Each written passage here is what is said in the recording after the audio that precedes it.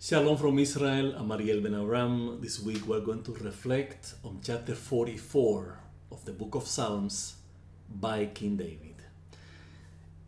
King David gives credit of this chapter to the sons of Korah, as we were referring in previous chapters. So he's quoting this praise composed, written by these Levites, these memorable Levites who were serving in the tabernacle even before David was born. So David is quoting them in this chapter. So we start. Verse 1, we have heard it with our ears, O God. Our ancestors have told us that what you did in their days, in days long ago. So the chapter begins addressing God as not just as the God of Israel, but the God who has done things, special things for Israel. So like, we're standing here before the God that our ancestors acknowledge as our God. What you did for them in their times, long time ago. Talking about the exodus from Egypt, the sustenance in the desert for 40 years, and conquering the land, the promised land, as is written in the Torah. So that's verse 1. It's an introduction, it's a preamble to recognize that that we owe everything to God. He's our God, He created us, we depend on Him. He's our Redeemer, He brought us out of the land of Egypt to the promised land. It's an amazing introduction to approach God. Verse 2, with your hand you drove out the nations and planted our ancestors. You crushed the peoples and made our ancestors flourish. So again, came, brought us to the land, plant us, our ancestors, in the land of Israel, and make them flourish. Verse 3, it was not by their sword that they won the land, nor did their arm bring them victory. It was your right hand, your arm, and the light of your face, for you loved them. So we're talking about that God really waged our wars.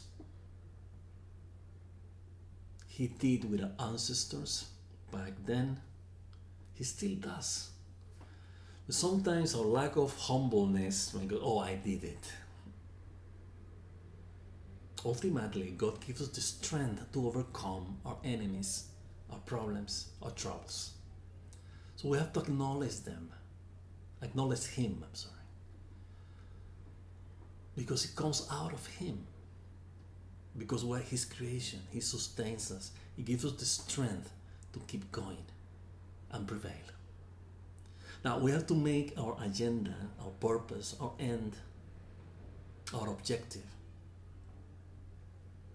to be goodness. Because this is how God sustains us.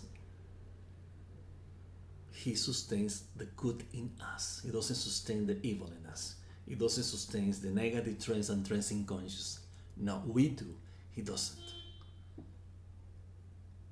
So this is a wonderful preamble that the sons of Korah gave us to understand that He fights our wars. He is our Redeemer. He is our deliverer from Egypt, in the desert, in the land. So we have to bear that into consideration. So with this awareness, then we continue. So it's like we're now humble enough to grasp this, assimilate this, then we continue. So it's God's right hand, and it's interesting because it's like the light of your face. What's the light? God doesn't have a face. For you love them. We're talking about God's love. God's goodness. That's the right hand. That's the light. That's the love. Verse 4. You are my king and my God. You decrease victories for Jacob. It's like you are the one who make us overcome our difficulties, our afflictions, our troubles.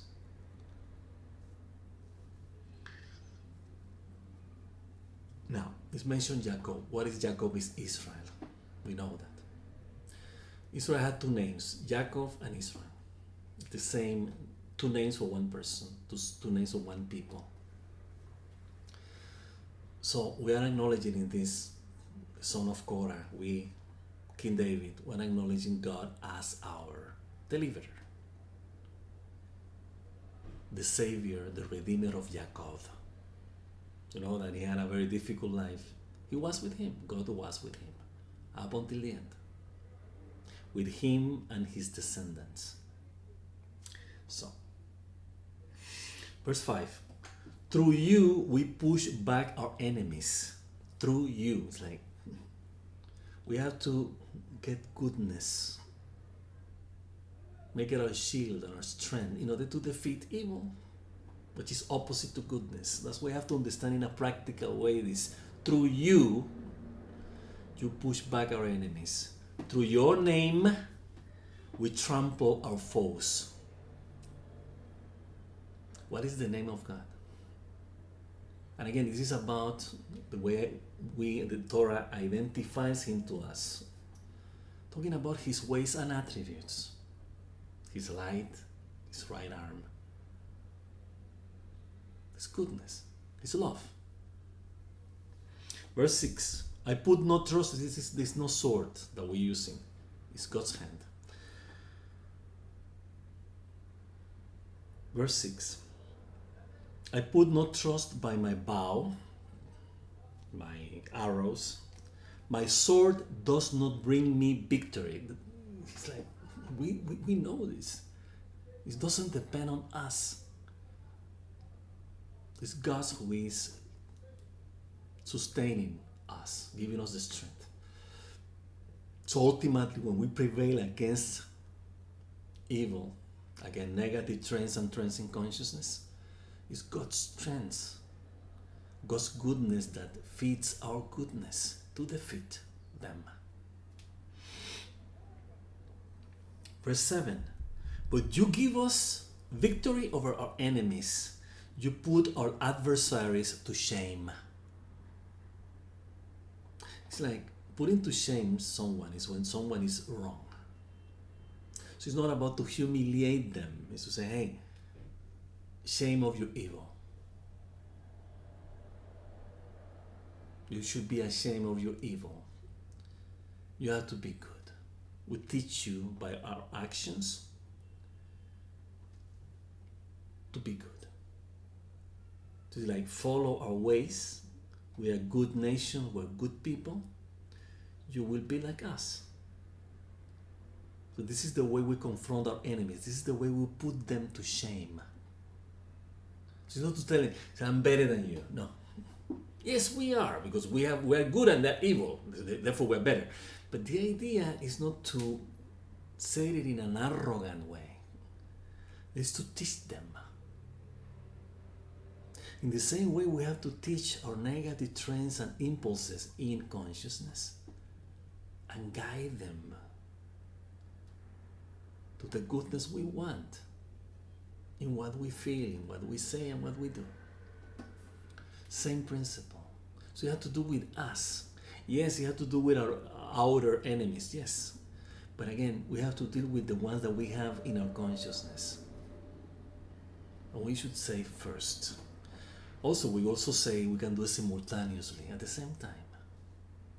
It's possible. So, verse 8. In God we make our boast all day long, that we pride ourselves in our God all day long. And we will praise your name forever. This has to do with the Messianic era. When they say forever, Think about the time it was everything was never ending, forever, forever. So, they're telling us, the sons of Korah through David, we will praise your name forever. So once we defeat our enemies, meaning that once negative traits and trends in consciousness are completely and fully removed from the face of the earth, we will praise God forever. What's praising God? We will know God endlessly, because God is endless. So they have to do with the future, when we make goodness prevail and there is no evil in human consciousness. Verse 9. But now you have rejected and humbled us. You no longer go out with our enemies. You have rejected them and humbled us. We make us humble when we finally conquer ego's fantasies and illusions and negative traits and trends in consciousness. The wiser we become, the humbler we are. This is what it means. Now, he rejects the negative things that we have in consciousness. They don't dwell with God's ways and attributes. He doesn't associate with evil. Okay? So, we're humble when we realize that what we do is wrong. And it's afflicting us as a consequence of this. That they have to do with us, it doesn't have to do with God. That we have to fight our own devils in consciousness. Addictions, attachments, obsessions. And the separation that we create with them, the separation from goodness, from our individual and collective goodness. You no longer go out with our armies.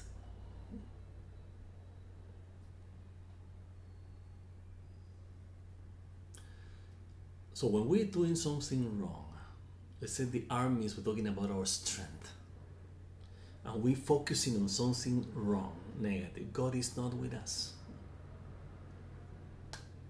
We know that.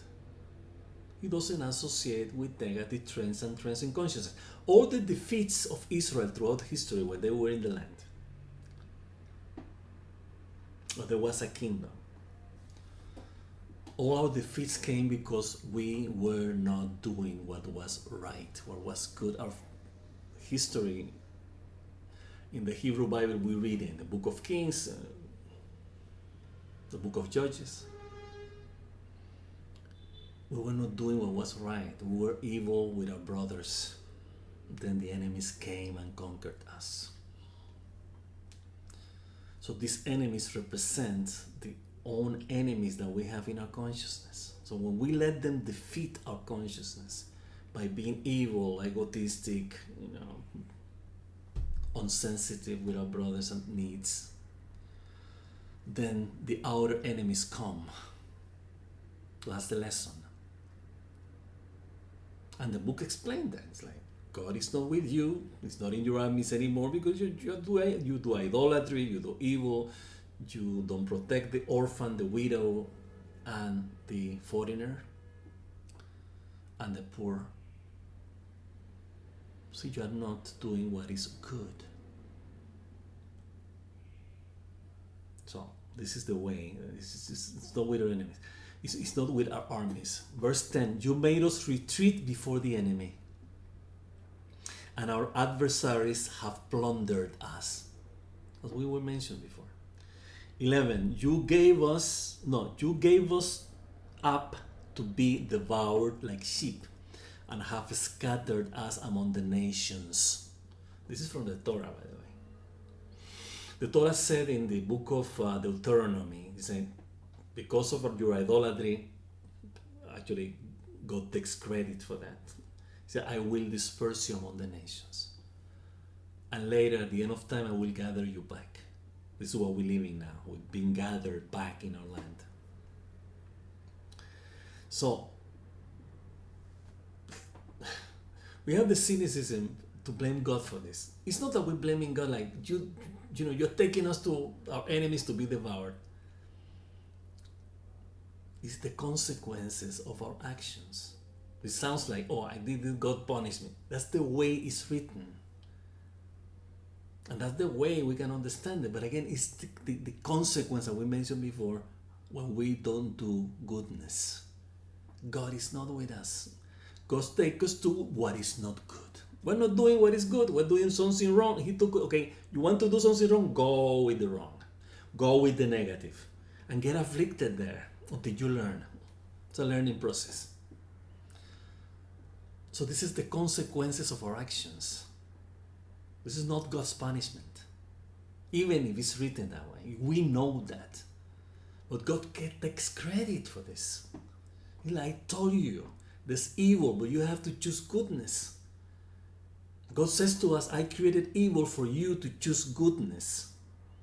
Therefore, if you don't choose goodness, you have to go to the place with no goodness. That's what it is.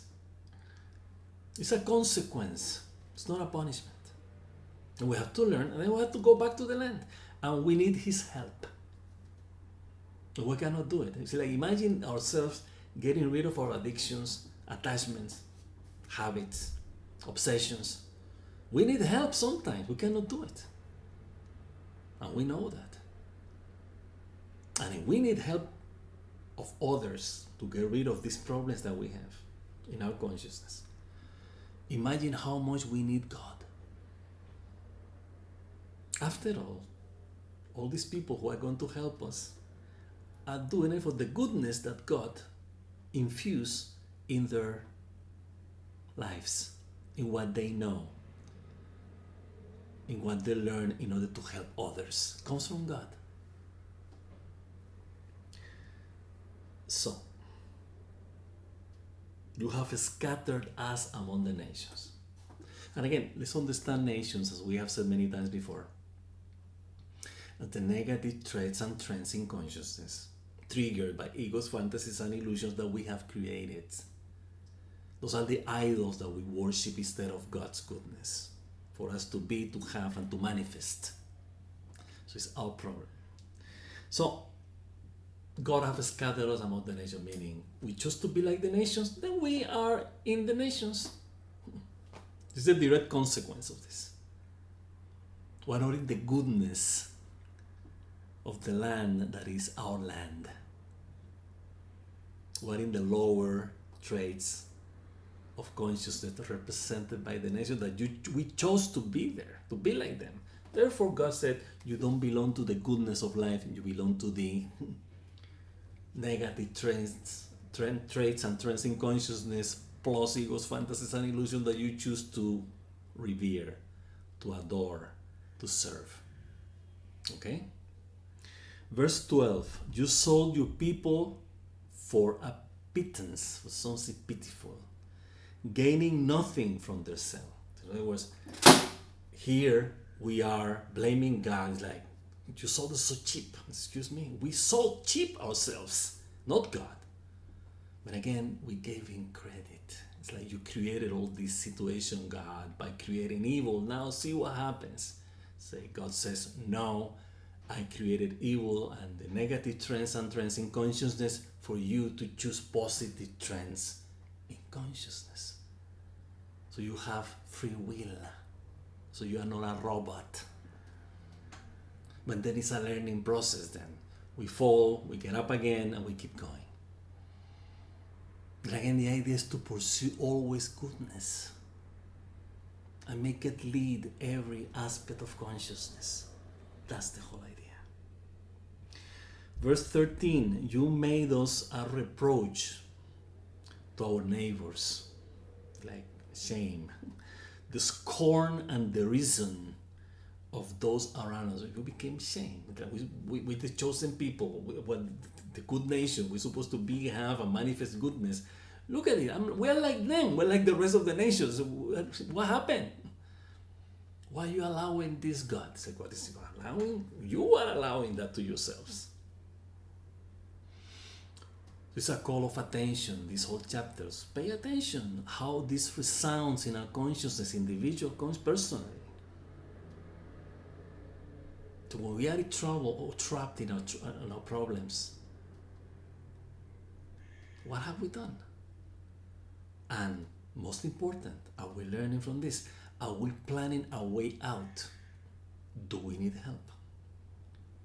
How long is it going to take? We have to do that. And we have to ask for God's help.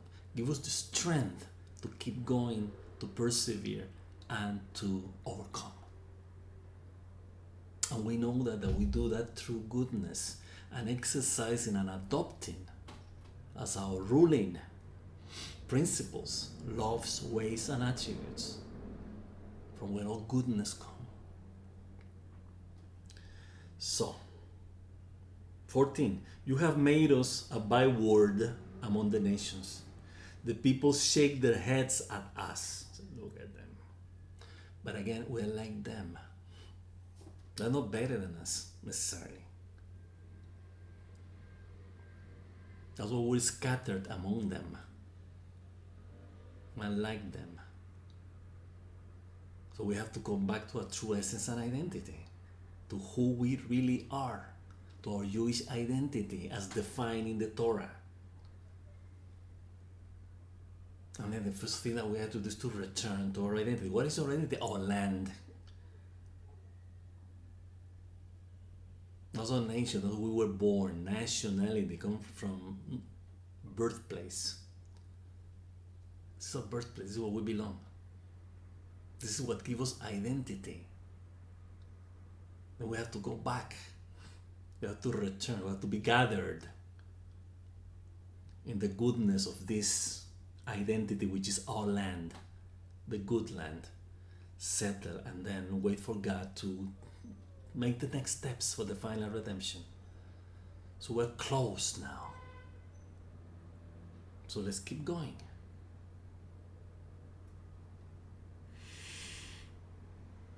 Verse 15.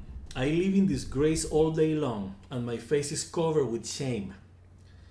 Verse 16. And the taunts of those who reproach and revile me because of the enemy who is bent on revenge. Again, let's understand revenge, retribution, as the consequence of our negative actions, as the consequence of the vanity, the futility of our ego's fantasies and illusions. These are our enemies that taking on us and is basically claiming revenge on us, and they're putting on shame. At some point we're ashamed of our ego's fantasies and illusions. At some point, when we realize that he has been useless, that he has been futile, that maybe the vanities of vanities. What a waste of time, energy, life, youth. But at least we get there one day. Imagine that we will never get there. We die in the fantasy. That would be a disgrace. So we have to thank ourselves and thank God, first God, for letting us be aware who will doing this. This is an individual process, but it has collective consequences. We have to call into each other's awareness to go back to goodness, to go back to what is right, the ethics of love's ways and attributes, and remove the negative threats and trends in consciousness that make us fall and make us put onto shame. 17. All this came upon us, though we had not forgotten you. We had not been false to your covenant. You see, people of Israel, they recognize, see, we have made mistakes, we acknowledge you as our God, and we have a covenant with you. We keep the circumcision. Even if we sin, we still do the circumcision in your children, our boys. You know, we have still the sense of connection. We haven't lost the connection with you.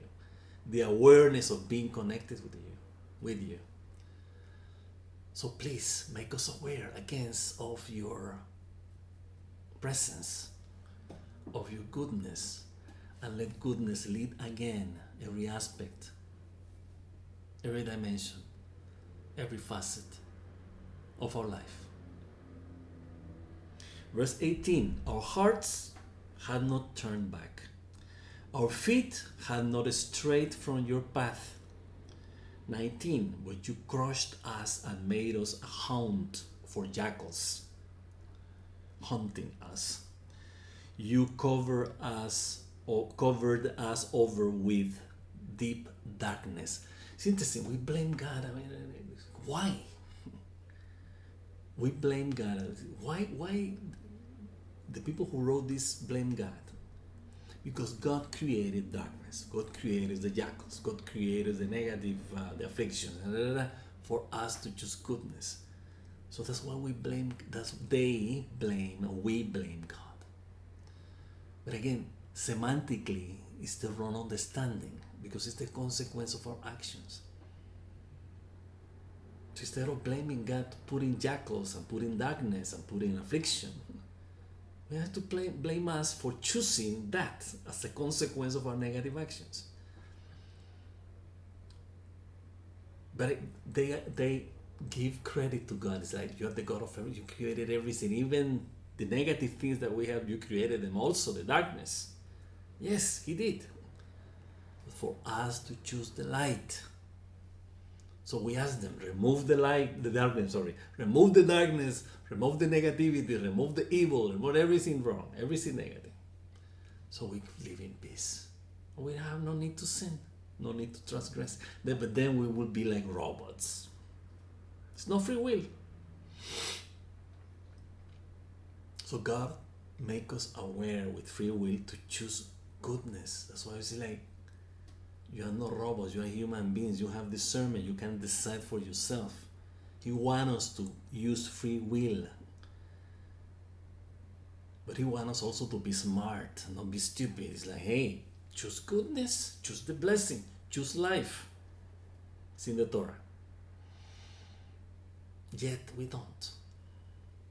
And there's always a way back. We can go back. But we have to do that. In the same way that we choose to live and separate, we have to close the gap and returning to this connection, to this bonding with God. And we do that only by doing, being, and having goodness in our life. That's how we go back. It's a practical thing. This is not theory, like, when I close my eyes, God please help me, and boom, that's it. No. We have to fix the damage.